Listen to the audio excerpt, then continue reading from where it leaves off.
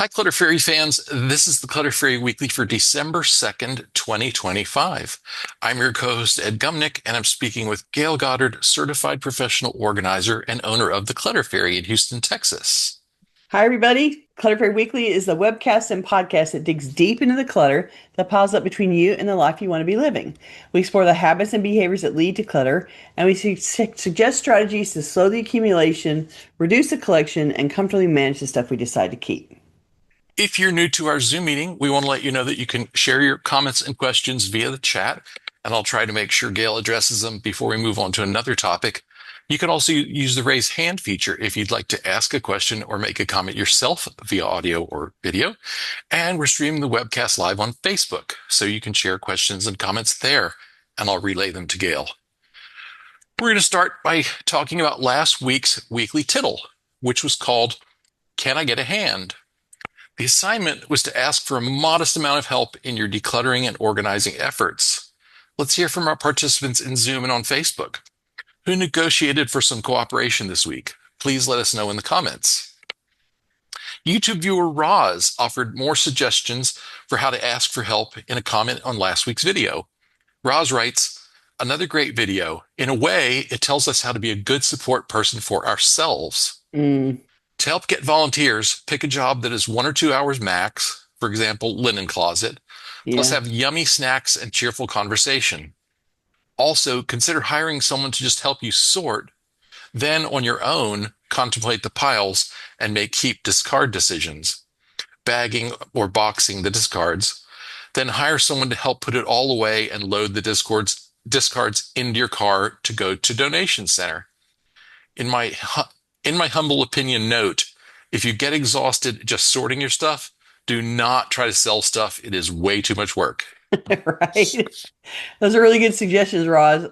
And I particularly like the idea of breaking the job up into smaller segments so you don't get help with the intention of completely finishing the job today. It's easier for your volunteer. They don't have to agree to help you with a long all day project. They can agree to a couple of hours of work plus some chatting and snacking afterwards. That's certainly easier to suggest and ask a volunteer to come for a couple hours and then once a week for 3 weeks in a row, for instance. That's a way better commitment than 6 hours all in one day. And you'll still get 6 hours of help and social company 3 times over the month. So I think the idea of breaking it up into smaller volunteer windows is a good one. It'll take a little bit longer for you to get the job done, but like if you're having to make keep toss decisions and you don't want to do it all in one day, it's an easier way for you to tackle and face that decision making if you're doing it a little bit slower over time. And then you get to see your friends 3 times instead of one.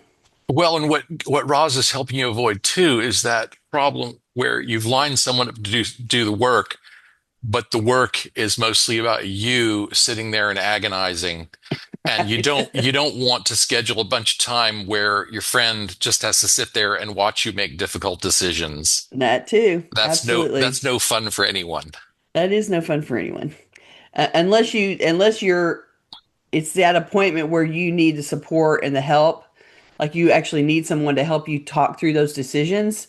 But then I wouldn't, again, the idea of breaking it up into smaller pieces is great. So one day it's all about sorting, and then they can come back and talk you through some decision making if you need support around that. And then they can come back another day and, bag and load and put away and all that kind of stuff. And so you're still breaking it up into smaller pieces. And if you want the help with decisions, that can be part of what you do. And if you don't want the help with decisions, you can do that part alone and have them come back after you've made them all. Yeah. Ball works. Thanks for us. Those are good suggestions to add. Jacqueline reports, I organize my partner's papers and mail. I have a filing Ooh, cabinet with traditional folders for my papers and for joint things like our house. He has ADHD and can't handle the filing cabinet and doesn't want me to open and file his mail for him. Left to himself, he makes piles of paper everywhere and important things get lost. yeah. I labeled 4 small plastic drawers, medical, banking, work, and tax/miscellaneous. I can put the envelopes into the drawers and he can find something if he needs it. I think that's a good, compromise for sure. I know it's not how you would do it, but how you would do it doesn't work for ADHD brain 100%. They suffer from that out of sight, out of mind. Like the recorder, you put it in a drawer and the recorder turns off, and they don't remember that it's in there. They don't remember it all. So if you've got four small buckets and they're labeled and he can find them easily, it's going to make it easier for him all around. So good for you, and how brave of you to touch his paper. That's awesome. The Mags writes, I asked my husband to help me this weekend. He's Mr. Just Throw It Away. Oh yeah, that's always so much fun. So I brought the items in question to the dining table and we went through it together. Calmly. Worked great. Oh, good. So I think it was important that you took them out of the space where they were and brought the decisions alone to the dining table.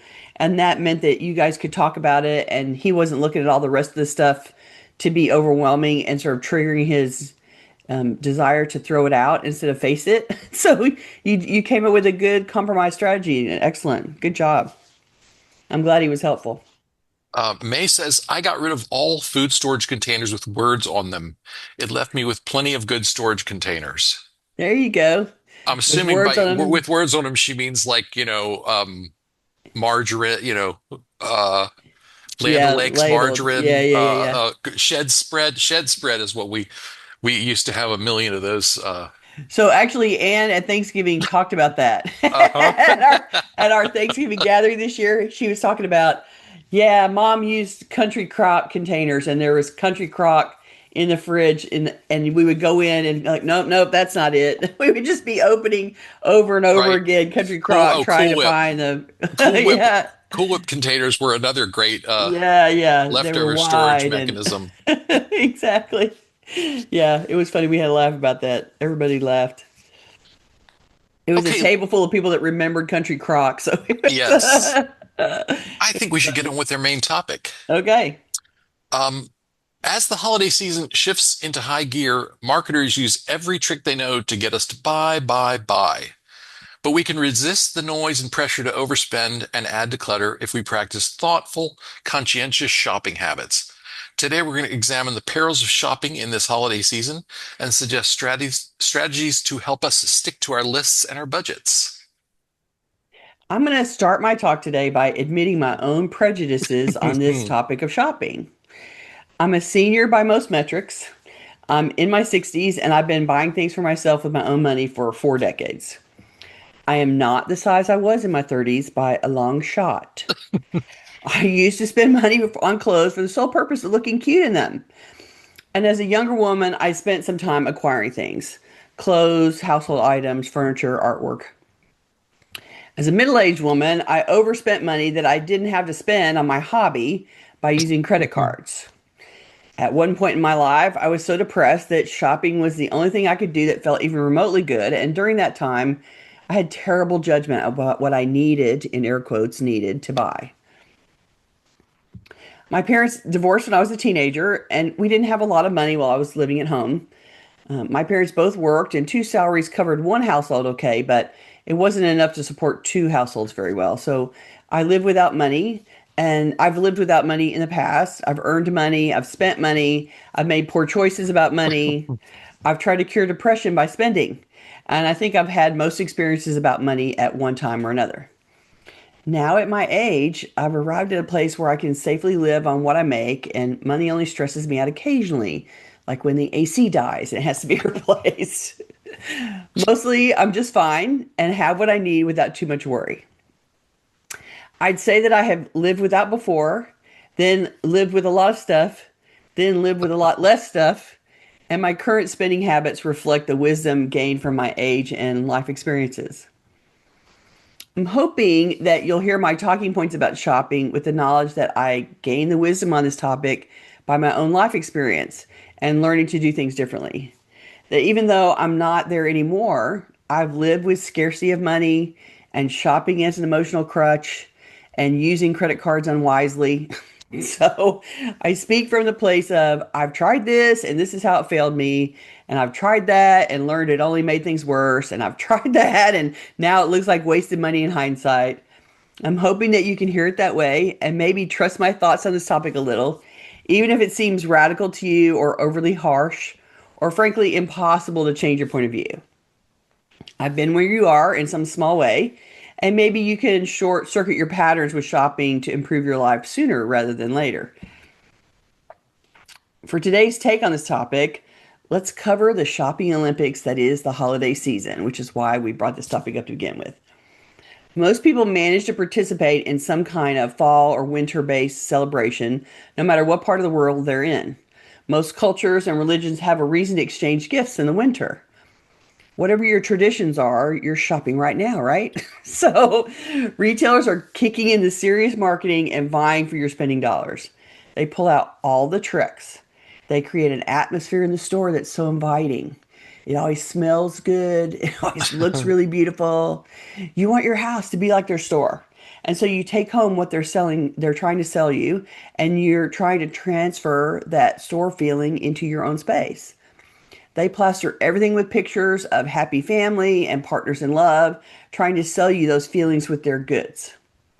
The pretty diamond necklace, it's a statement of love, and your partner will love you more for getting that gift. The kids will be so content with whatever toy that they're selling. The fact that these items are out of your budget, oh, don't pay attention to that. Just focus on the feelings we're selling. They know what they're doing. They're trying to tap into our most basic desires for a happy family and partnership, and they push that narrative hard. Spend your money and get this result. They know we're trying to buy gifts that prove we care about the people that we love.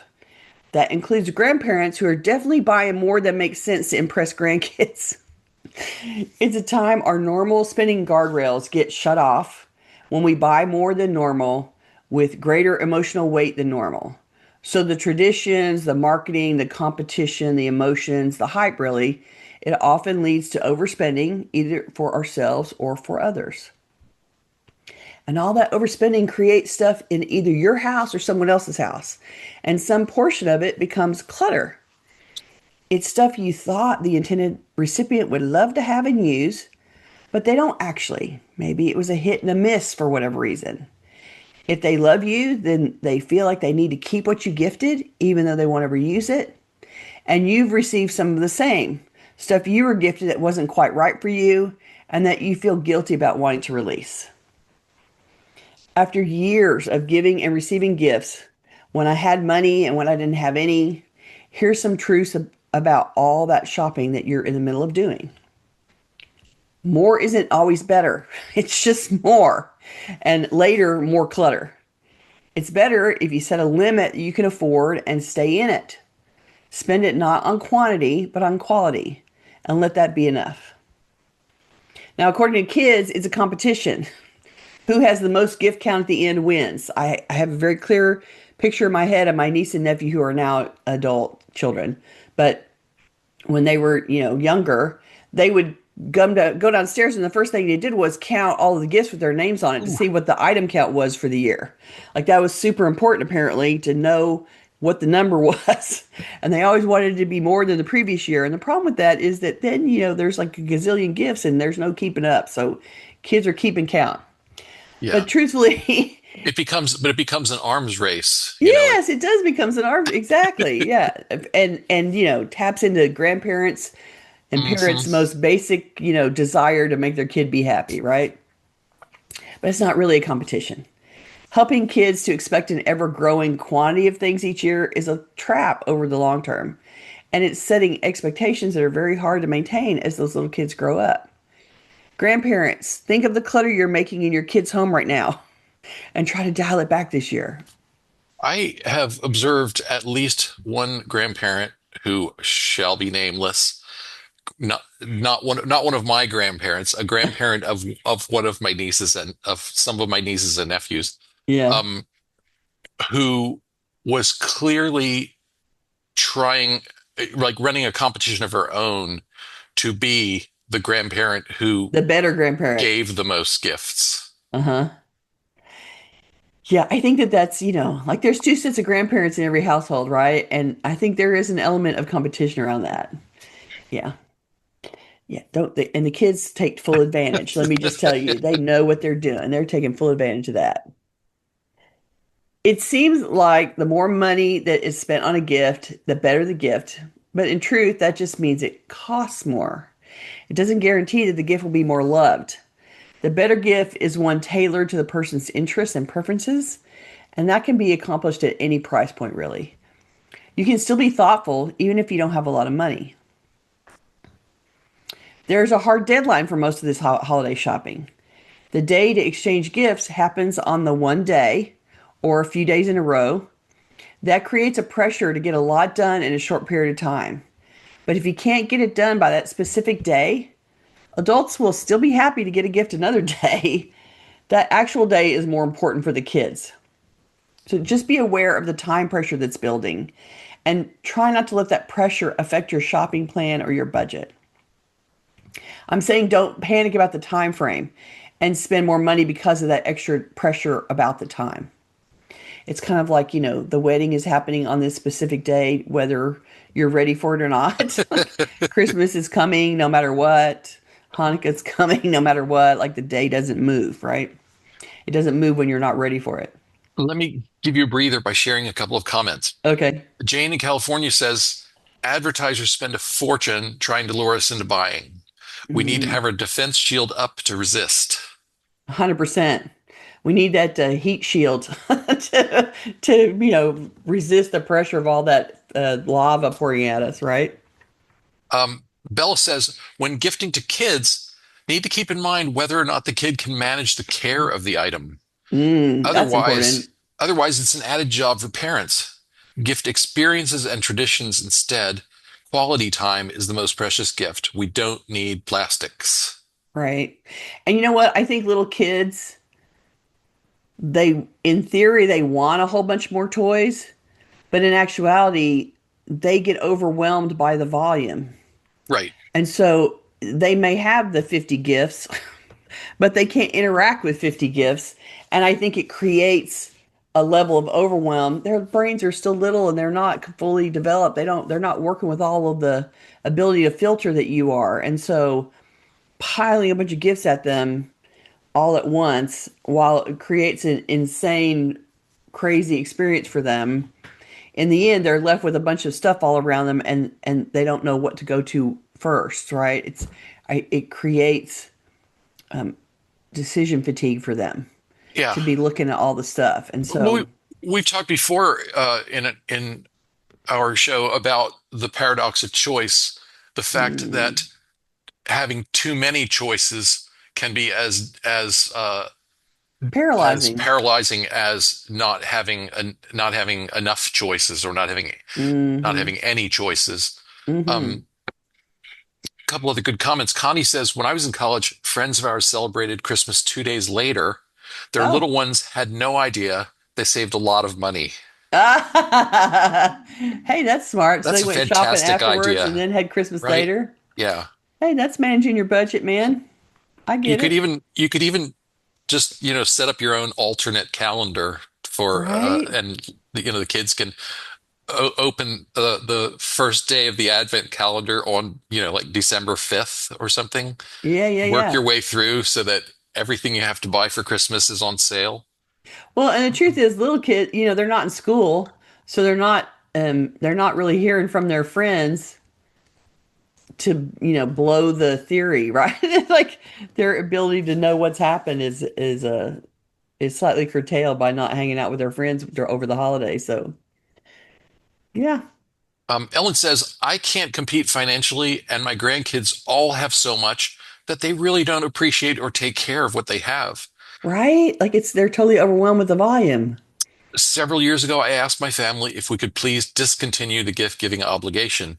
This doesn't mean we can never do a gift, but it isn't expected. Good Oh, for that's you. That's helpful. fantastic. Yeah, good for you. And the truth is, if the parents have any amount of means, they're going to go out of their way to gift the kids. And if there's four grandparents, then all the grandparents are going to be buying them stuff and making a conscious choice to dial that down or to say, "Hey, we don't really have to do this race. Let's let it go." I think that's a smart thing to do. Okay, one more on the topic of giving to kids before we move on. Okay. Amanda says, also when gifting to kids, Think about whether the kid can enjoy the gift themselves or if it's going to turn into another thing on the parent's to-do list. If it's too complicated to figure out, think a craft kit for a 4-year-old or a science kit with a lot of parts, or not something the parent would want to get involved with and you don't want it to rot on a shelf, maybe offer to figure it out with the kids yourself. Meaning the gift giver. Yeah. Part of the gift is, and I'll come over and play with you, or I'll come over and help you The do the grandparent craft or will whatever. Yeah, will yeah. read all those teeny tiny Yeah, instructions. yeah, yeah, exactly. Yeah, that's, that can be part of the gift, 100%. Let's put the puzzle together and I'll come and help you play with the puzzle. Yeah. Okay, so another thing to think about is asking for ideas from the person that you're giving a gift, and think of that as a shopping strategy that is totally worth it. Ask for ideas from that person. There's no harm in some hints about what the person likes, or you can research on social media about their preferences if you want to keep it a secret. Social media is a great way for you to see what they find important, what they value, what they prefer, What and they get excited about. yeah, what they get excited, what they're into, what they're following, what music they like. I mean, there's plenty of hints about what's important to them in their social media feeds. And so if you don't want to ask them directly, you can certainly go and dig into their social media and try to get some ideas. Whatever steers you in the right direction and helps prevent giving something that will later feel like clutter to the person that got it. At this stage in my life, I don't need people giving me a lot of random stuff. I'm just as happy to spend time with someone, sharing a meal or an experience together. One year, a couple years ago, I took several friends to a comedy show as my holiday gift to them, and we had a blast. And so we were all, grown adults, and I bought tickets for everybody, so we all sat together, and that was my gift to them. And we went for our evening, and it took place a couple weeks before Christmas, and we went and had our fun and had dinner, and then went to the show, and it was great. And it was totally like nobody went home with anything in their hands, and we had a lovely time. And it was my, I bought nice seats, so we got to sit up so we could really see what was going on, and we had a great time, and it was totally worth it. Like, I didn't need to buy six different people an object. I could just say, here's the ticket and here's we're going. We're going to the show. And we had a great time. I have to admit that my life is now slightly colored by the mountains of things that I've taken out of people's houses and donated for them. People have been desperate for me to remove things that are in their way, to take away the evidence of their buying mistakes, the gifts that fill them with guilt because they don't like them. I have moved tens of thousands of dollars worth of stuff that my clients no longer wanted in their space. And it means now I'm very careful about adding things into my own home. I know more than most how much of the great gift exchange that is the holiday buying season is later quietly released as not needed. So I try very hard to be strategic with my gifts and not give something that will be clutter to someone else. So I also don't hold a grudge if it doesn't work out for them and they need to release it, and all of my usual advice still applies. I can't be a hypocrite and give somebody something, and if they don't like it, then be disappointed or sad that they want to donate. It's like it's very Clutter Fairy brand. Like, I have to give it to you with no strings attached and be perfectly happy if you want to release it. So here's all my usual advice. Let me give you some usual advice about stuff. I have some bullet points here, and then we can talk about your own gift buying experiences. Try experiences instead of stuff if it's possible, just like I bought the tickets. That works for adults more than kids, but even kids can be excited by an event if it's something that they're into. If it's something that you can do together, even better, but that's not a requirement. One year, my sister gifted her husband and son a trip to a racetrack to drive a race car. And I'm not exactly sure how it happened, but the two men in her life spent a very enjoyable day doing something way out of their daily routine. And they went and drove the race car around the track somewhere. I don't know where it happened, but they live in North Carolina, so there must be something around there. Consider any perishables that suit your gift recipient. This can be hand cooked, hand baked, or purchased, but gifts that get used up one way or another are self-eliminating clutter. So if you eat it or you burn it, like you burn the candle down, or you consume and tear off and use up something, then it's eliminating itself from being clutter by getting used up. So considering something that is perishable and has a shelf life would is one way to not be gifting them clutter. It's okay to set a budget on gift giving and to stick to it. You are not likely to get more love for the $25 gift than the $20 gift. You might want to spend a lot more on your love interest, but they might actually get angry if you spend a lot for something that they don't enjoy receiving. I once worked with a woman years ago whose husband got a chair recovered for her, like upholstered for her, at the cost of about $800. And she hated the fabric. She put the chair in the garage, she refused to live with it, and she was so mad at him. I'm sure he felt terrible to have his gift thrown into the garage and never used too. They both really regretted that large purchase. And the truth was, he should have talked to somebody about it before he did it. He should have tried to figure out a way to make sure that the fabric was something she liked. If you had, Maybe, yeah. maybe he thought he knew her taste. Well, I'm sure he In did. his defense, Yeah, yeah, yeah. But well, yeah, we'll get to that. If you have a location or type of stuff that triggers impulsive buying, skip that location right now. There's enough pressure pushing you to overspend without going into places that already trigger your impulsive buying. So for me, that would be I need to avoid bead stores during this holiday season because it's not a good time for me to be, going, oh, I'm sure I need to buy all those bead pieces on sale right now. I need to ignore that, la la la, and not go there. let me share some more comments. We're doing Okay. okay. We're doing okay on time, so Okay, let good. me circle back to some of these. Diane says if kids are in activities, parents appreciate gifts for lessons or supplies. Oh, true that. And so many of the activities, you got to buy equipment and uniforms and if you're in the band, you got to buy an instrument and blah blah. There's all kinds of fees and whatever. So, yeah, if you can participate in that and help them be part of their team or be part of their activity, that's great. That's a good idea. Um, this is on the topic of the keeping count. Mm. Lee says, my great uncle sent my sister and me a pair of PJs. He wrapped hers in one box and mine separately, top and bottom. Sis shouted out, how come she got two? Yeah, there you go. Little kids, Yeah, they're over there counting the boxes, counting the number of 100%. boxes. Mm-hmm. Let's see. May says, my aunt used to take us for a glamorous haircut and lunch, then professional photo of our new look for her gift to us. I'll never forget Aw. those times. Well, and what if, off you went to the hairstylist with your relative and spent that time hanging out with them and being pampered a little bit in a way that little kids don't normally get pampered. And what a great idea. I like it. Naomi says, we have some friends who even held birthday parties at more or less random days when they had the time. Kids never felt deprived. Oh, that's cool. That works. Yeah, I think, you could just declare it someone's birthday on the day that the thing that they've been wanting finally goes on sale. Right?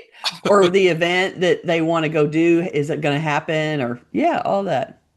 Well, I pretty much complain anytime my birthday doesn't fall on a Friday or Saturday.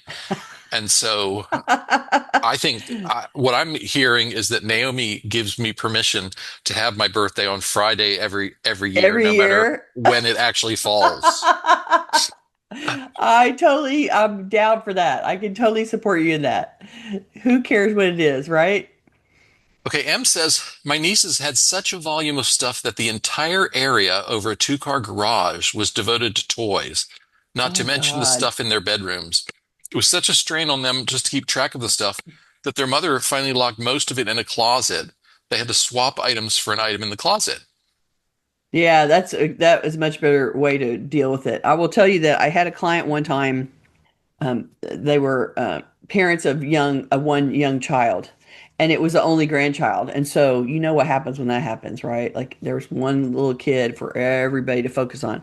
And what they did was they would hand the kid the Toys R Us catalog, the Sam's catalog, the the Target catalog, that like they would Oh my gosh. hand the kid catalogs and tell them to circle the stuff that they wanted. What did the kid do? The kid circled half the stuff in every catalog, right? And then Right. the grandparents would go out and buy it all. And they were literally drowning in piled up stuff. Like they were completely buried. I'm like, well, I can solve that problem for you. Stop giving the kid a catalog to circle. Like that's the end of that process. But the grandma was convinced that she needed to buy everything the kid circled. Hmm. Like, okay, yeah, I think you need to let that go. I do not know whether they took my advice, but I remember thinking that is a recipe for drowning, and here and now you're spending money for me to help you clear it out. Like, I know how you got here, and that And was us, the s- and catalogs. s- and setting a standard for An fu- impossible standard, future disappointment. right? And think about it, she's going to transfer that from her parents and grandparents to the person that she's dating, and she's going to expect to circle, here's my 57 things that I want, and she's going to expect that, boyfriend to go get it for her, and it's like, oh no, sister, that is not how the world works. Yeah, I felt bad for them because the parents were really suffering from the grandparents having no restraint at all, and it was a mess. Pat from Michigan says, with grown grandkids and adult gifts, I give food items they don't usually buy for themselves. Oh, there you go. And that's the thing. It's like there's some food items that are not part of a regular grocery budget. And at this time of the year, it's nice to buy them something special, right? I get Con- it. Connie said, I just told DH today that we should get each other a comedy show. Oh, Coincidence. it is so much fun. Great, And great it's like, minds. right? Yeah, I get it. There's enough stuff making me unhappy in the world. I'm perfectly happy to go let somebody make me laugh for an hour. Like that is a great thing. So go for it. Do it. Go have fun. Have a cocktail, have a dinner ahead of time, and go have a good time. And you will love it. And you will not feel like you wasted your money. You will laugh and be happy at the end. The mag says, as our kids got older and are now independent adults, we've been giving experiences instead of stuff. We do give stuff, it is if it's what they want. Mm-hmm. The experiences are so nice though, we can do things together. Time is much more valuable than stuff that collects dust. Well, and you know what? They may remember some of the stuff, but it's much more likely that their memory is going to be around how you spent the time with them, right? And so they're going to have things in their house that remind them of you, but that's not going to be the bulk of what their memories are about you. It's going to be about spending time with you. So great. That's a good precedent to set for them. I'm glad they're going along with it and having a good time. And Ellen in West Michigan says, my daughter is giving, she put giving in quotation marks, is giving me a trip to I'm going to try and pronounce this. Oh, I think it's Coaltus. Um, my Irish is rusty. Oh, My daughter is giving me a trip to Coaltus Irish Music and Culture Festival, which will be held in Chicago next April. I am thrilled, and it will not cause any clutter. oh, that's awesome. And clearly she's doing that because that type of music is of interest and is special to you. And so, A, she's tapping into something that you really like and really want to do. And it will not create clutter, and it will be it'll be a travel experience, and it'll be a great, you'll be hanging around with a bunch of other people that love the stuff just like you. And, being a part of that community for a few days will be awesome. What a great idea. I love that. As adults, we can really appreciate, like, let's go and do something and enjoy an experience. And it's way, you as grown-ups, you can totally get why that's more fun. Right? Go do something you want to do. Catherine says today's topic is also timely. I've been dying to share some crazy Black Friday stories, and she included several links. I've only glanced at a couple of them, but I'll put those in the show notes because they're kind of interesting. Um, she says it's not an unreasonable worry to consider whether the money saved at a huge sale, assuming you can even hang on to your purchase, might be offset by subsequent medical bills. Well, I'm just going to give you one example for the sort of flavor of where these links are taking you. Okay. BlackFridayDeathCount.com. Right? Who needs to be? I hope everybody survived their Black Friday shopping Yes, well, then. but seriously, I mean, but seriously, you do Yeah, hear people an get awful lot crazy about about it. violence and just very Assaulting people around. antisocial behavior. Yeah, Yeah, yeah, yeah, yeah. assaults and injuries and all Mm. manner of things. Yeah, and shopping is not a blood sport for me. I do not wish to be injured while I'm shopping. That is not my goal at all. Oh my goodness. No. All right. Another different Catherine says, my goddaughter, I gave her the gift of time. We went to movies, other community events also. If she wanted, she could invite a friend. Oh, that's lovely. Yeah, that's totally worth it. You're spending time together and you will remember. I the summer before my mother passed away, we went on a trip together for a week, and we went to Seattle to see a friend of mine, and she wanted to go to Whidbey Island again, and my friend lived on Whidbey Island, so off we went, and we did shop while we were on the trip. We bought some. We went through an area that had a bunch of art galleries in it. We bought a little bit of stuff, and it turned out to be our last big hurrah before my mother passed away, and I didn't know it at the time, but that experience has been so invaluable and important to me in my memories and the time that we spent together. I really, I cherish the fact that we had that moment of time together before she passed away. And I do have here's the wooden bowl that was carved that she bought at the wood carvers festival. And here's I have a few things that I bought I or she bought while we were on that trip. And my sister let me have the things that my mother had bought. So I have the objects to remember the trip, but the bigger value for me is that I spent, 8 days with my mother, um, and and it was so close to when she passed away. And those experiences are really what you remember and feel important to you later.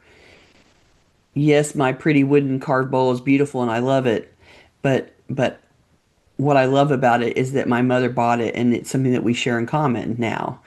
And that's why it's important aside from it's beautiful, but it's because it was from that trip. And so we definitely cling to the experiences in our head much more than we remember the stuff.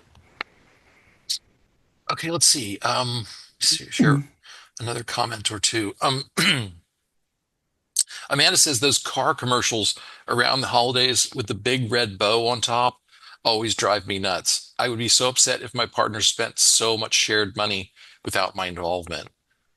Right? Like, so I had a client, this is a theme. I had a client who went and bought a house without consulting his wife, Oh my goodness. which I thought was really not a good Not cool. plan. Not Like, cool. wow. And she has since said, I hate the kitchen. The store, the layout is terrible. I would have never bought this kitchen. Like, she is somebody that cooks all the time and entertains, and they're the house where the family comes once a Mhm. week for a meal, and she's always hosting 10, 15, 20 people at a time, and she hates the kitchen. I'm like, oh, that is so not good. And she's Yeah. walking around saying, I don't know how I'm going to fix it. I don't know what I'm going to do about it, but I can't say anything to him because it's a done deal. It's already bought.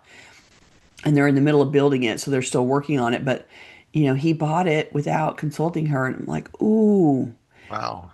why? Ooh, when there's 4 zeros or 5 zeros in the number that you're spending, you need to talk about that.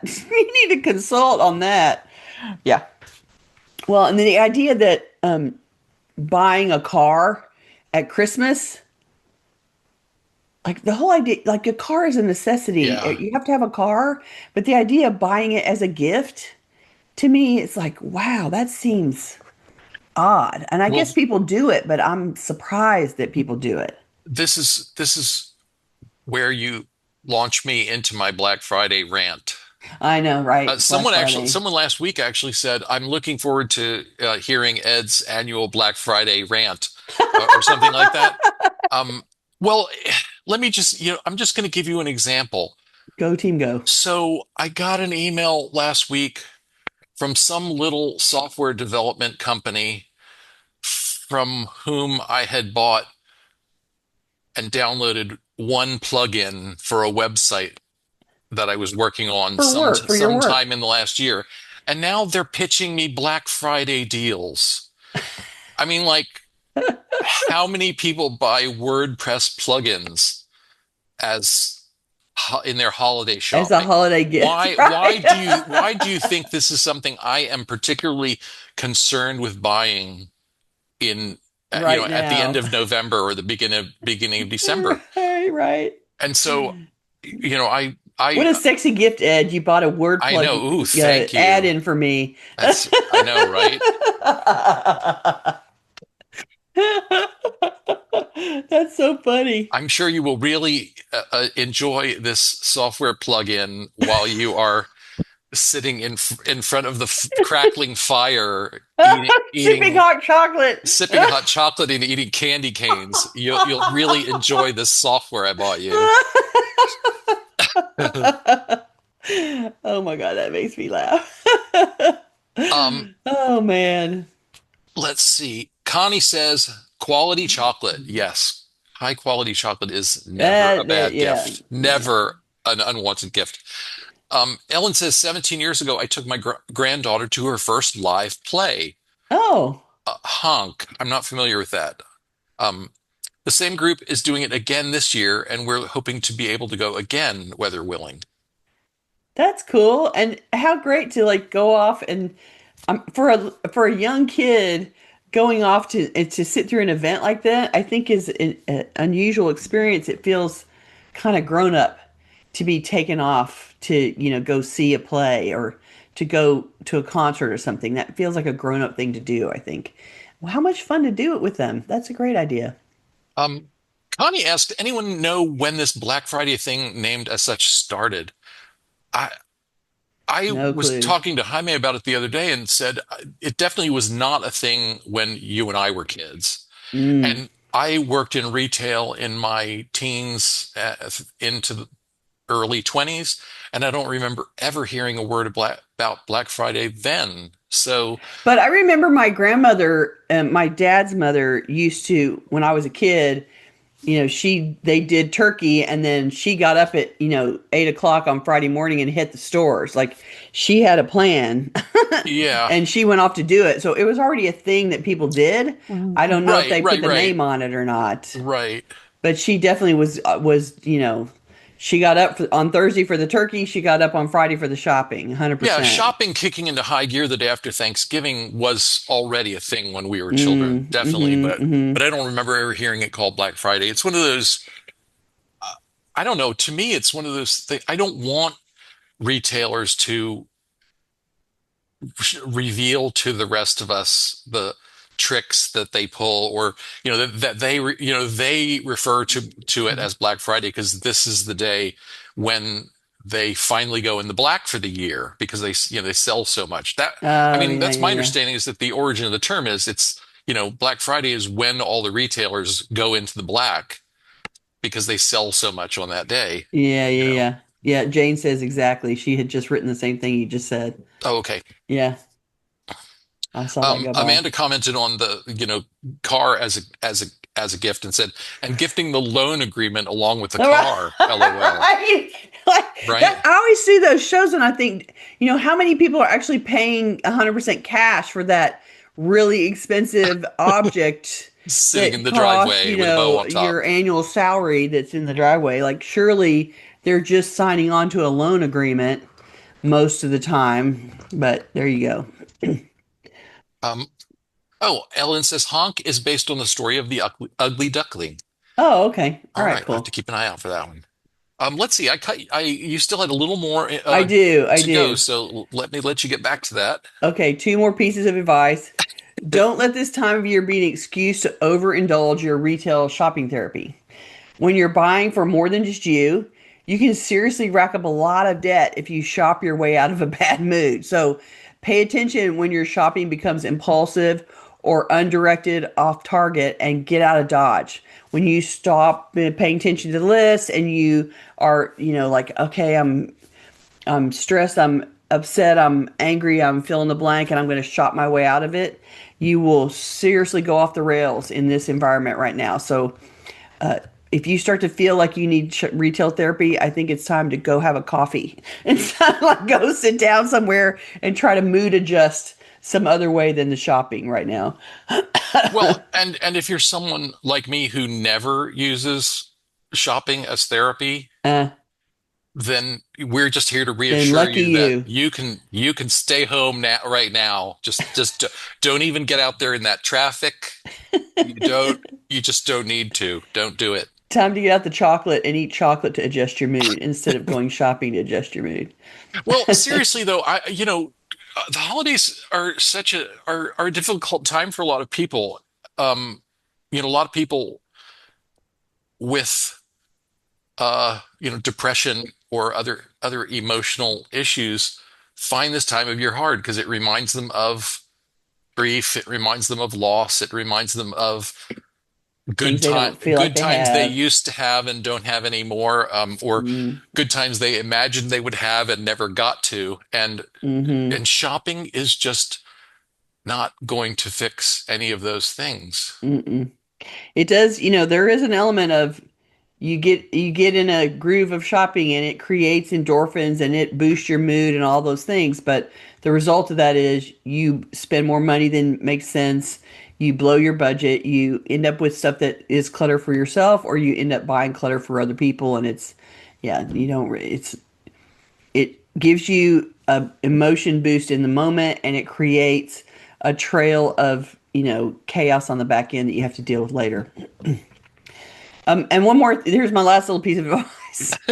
If you're going to make a major purchase, especially as a gift like the chair or the car, plan for it and wait a beat before you buy it. Let the idea sit and marinate in your mind before you actually pull the trigger. Maybe hold off a few days from concept to actual buying, just in case. And if you're about to make a major purchase, whatever level that is for you, and you're doing it on impulse as a sudden gift idea, without any thought beforehand, maybe you should stop and take a cooling off period before you do it. Just remember that chair that the husband got recovered without supervision, and don't be the one spending a lot of money without some consultation. You can check with a person's friends or their spouse or their adult children first to see if they think your idea is great or not. If it's a large amount of money for you, it's better to do more research about its acceptability before you buy. Take the feedback you get seriously, even if it shoots down your great idea. Ask how to modify it to improve the idea. Like I said, if it costs a lot, it deserves good market research before you buy it. And that's info from people who know, not the info from the people trying to sell it to you. Okay, we have time for a few more comments. Anya says, and this is a great contribution, worst present is a pet. Oh, Never good. Welcoming a living animal should never be a gift. right, because it is a serious commitment that somebody may or may not be prepared to make. So, yeah, maybe if you want to give them a gift, maybe you take a picture and you say, let's go shopping for a pet for you, and I will take care of the expense. And then they can say, yes, they want to do that, or no, they don't want to do that.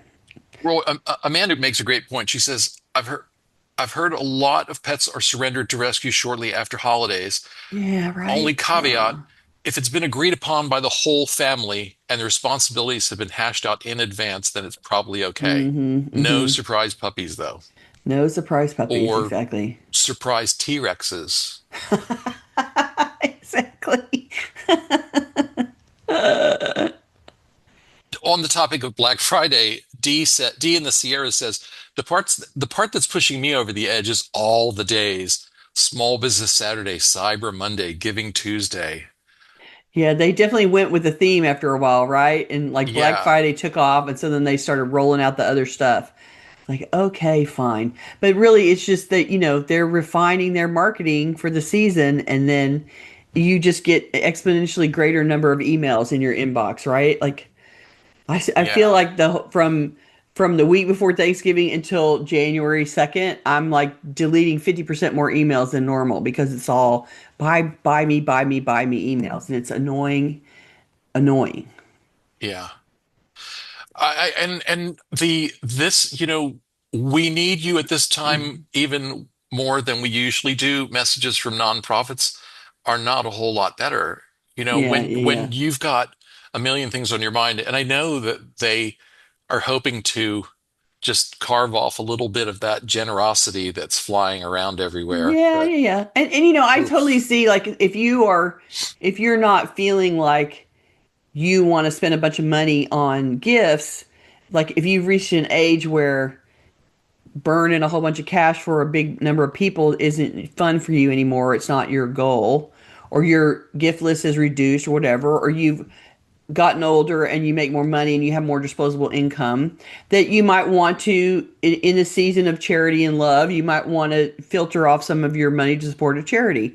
And so they're trying to get in line for that. I totally get it. And, people give money for tax purposes at the end of the year. And so I see why they're going there. But it's just, it's just part of the noise now. yeah. I just want to be communicated with by people as if I'm a human being, not a source of money for them. And Right, the right, trouble right. with, an inbox that's just brimming over with promotions and pitches and all that, not good. We're old and cranky now, right? Yeah. Right. Like, Linda part says, of it is we're not their target market really anymore. my guess, Linda says, my guess is 80s with Cabbage Patch. But yes, black versus red for bottom line. 90s, it was a big deal to get ads early. And that triggered a memory for me, which was Mm. my sister trying to get her hands on the sales circular from somewhere. And Oh, the this print was one. so long ago that at the time I had to ask, what is the circular? I didn't even know what that word What that meant meant? in Yeah, that yeah, context. yeah. And yeah, I had forgotten about that. Uh, Let's see. May says Wikipedia has Black Friday as commencing in the 1950s for the day after Thanksgiving when folks called off sick to go Christmas shopping and the traffic congestion it caused. Interesting read. Okay. that's new, So maybe I was just leading a sheltered life and right? I didn't know that people were taking off work to go do it. didn't get the term Black Friday inflicted on me that young. Okay, There you go. let's see. We need to talk about next week. Okay. We will be back next week, December 9th at the usual time, and we're going to talk about decor. A lot of us accumulate art and other decor for our homes as if we're curating a museum, never letting go of Mhm. any precious object that ever caught our fancy for a moment. But decorative stuff that's out of sync with our taste and style easily turns to clutter. I don't have a title for that yet, but watch your email for an announcement. That's next week, December 9th. I'm also going to give you our calendar for the rest of the year. December 16th, we're going to do an Ask Us Anything show to mop up as many of those questions that we get back from people in our surveys as we can, answering our viewers and listeners. December 23rd, we will have no live show. And December 30th, we will have no live show because Gail will be off to North I will be Carolina. in North Carolina hanging out with my family, so it's time for my holiday break. But while we are not having live shows for a couple of weeks, what you can do instead is read the book for our next book club Oh, right. meeting. That the next meeting of the Clutter Fairy Book Club will be February 24th of next year. And the book is New Order, a decluttering handbook for creative folks and everyone else by Faye Wolf, WOLF.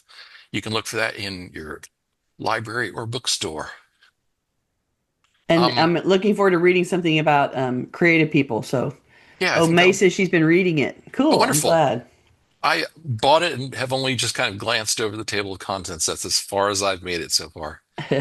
Gail, do you have a final thought on I the do. shopping Let me topic? give those my final thoughts about shopping in this season. I want you to enjoy the season, and that includes the shopping. But as you shop, please keep in mind at all times, what is it all for? Remind yourself what the holiday is really about for you. Good food, family time, reminding people that you love them. It isn't how much you spend or how many things you buy for your loved ones. You can enjoy the season and express your love for them while keeping a budget and managing your spending. You can experience the atmosphere at the stores while still being a careful and intentional shopper and not adding to people's clutter if at all possible. That is my wish for you as you go shopping and trying to, build your Christmas slash winter holiday, purchases up into your closet. All right, why don't you give us the weekly tittle? Okay, this week's weekly tittle, Twinkling Holiday Lights. This week's assignment is to reflect on how you'd like to enjoy the holiday season this year. This is a quick and easy tittle because we know you've got many other things to do in the coming weeks. So make a list of 3 or 4 activities that you really cherish during the holiday season. These might include religious observations, decorating, cooking, entertaining, travel, shopping, gift giving, family gatherings, any aspects of the season that hold the most meaning for you. If you don't celebrate any holidays at this time of year, then make a list of activities that you particularly enjoy doing in the fall and the winter. Reflect on the simplest, most uncomplicated form in which you might enjoy each of these items on your list. And keep your simplified holiday plans in mind as the season unfolds. Resist the pressure to overfill, overspend, and overcomplicate this time of year. We just want you thinking about what you love to do, why you find the holiday personally meaningful, and leaning into that instead of getting caught up in, I have to buy the biggest, the best, and most fabulous gift ever. All right, go and do that. Come back and tell us about it next week. And we will see you soon, anytime now. If you're watching this on YouTube, we'd love for you to join us live. To get notifications about upcoming events, we invite you to join the meetup group by visiting cfhou.com/meetup. You can also follow us on Facebook by visiting cfhou.com/Facebook or join our mailing list by visiting cfhou.com/subscribe. We love to hear from our audience, so please keep your questions, comments, and topic suggestions coming on Facebook, YouTube, or anywhere that you find us. You can always reach us through our website at clutterfairyhouston.com. And don't forget, if you watch on YouTube, do your thing, like and comment, share. If you think you want to help build our audience, share some of the videos to some of your friends so that they can come and join us too. All right. We love you guys. We're happy that you come every week. Thank you so much. And we will see you next week. Bye. Bye.